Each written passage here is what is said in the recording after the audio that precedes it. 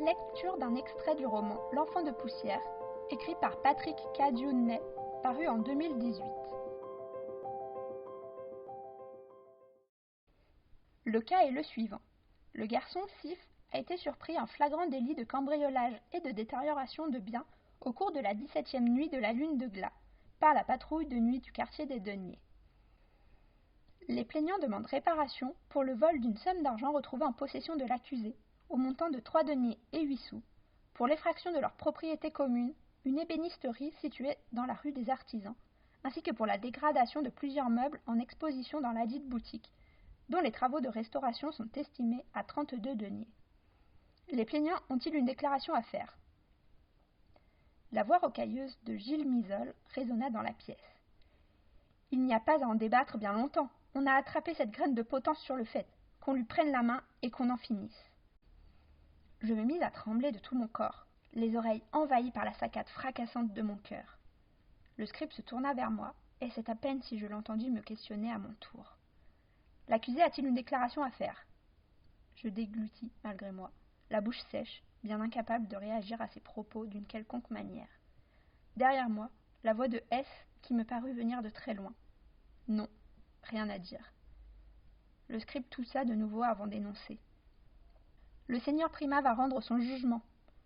Bard, dont le visage se dissipait rapidement derrière le voile de terreur qui s'abattait sur moi, fit un geste vague, les doigts tendus dans ma direction, avant de prendre la parole de cette voix riche et grave qui dictait la vie des citoyens cornebrunois depuis bientôt 12 ans. La situation me paraît malheureusement fort simple. Je condamne donc l'accusé au prélèvement de sa main gauche pour le vol qu'il a commis, à 3 coups de fouet pour l'infraction et 7 pour la dégradation de la propriété des plaignants. Les gars Vouges, devant témoins, faites votre office. Je m'enfonçais profondément dans l'insensibilité générale, incapable d'établir le lien entre la réalité et ce qui était en train de m'arriver. Autour de moi, dans cet univers dont j'étais devenu l'observateur muet, les choses parurent se précipiter. Le légat exécutoire et son assistant arrivèrent à ma hauteur, l'un portant le billot, l'autre l'épée.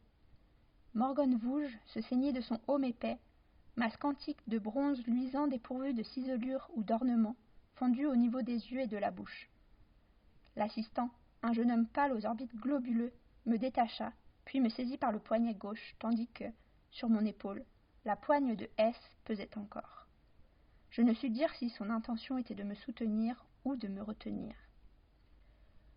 On me passa une cordelette fine autour du haut de l'avant-bras, et elle fut serrée si fort que je la vis s'enfoncer dans la peau, comme un sillon tracé sur l'eau. La douleur me ramena vaguement au présent. Je me mis à pleurer silencieusement, tremblant de tous mes membres. Comme l'avait prédit mon escorte, je sentis ma vessie me lâcher en une seule crispation glacée, sans en éprouver pour autant ni honte, ni soulagement. Mon corps s'était animé d'une vie propre pour se transformer en une prison de chair au sein de laquelle je n'étais plus qu'un étranger. Ma main fut placée sur le billot.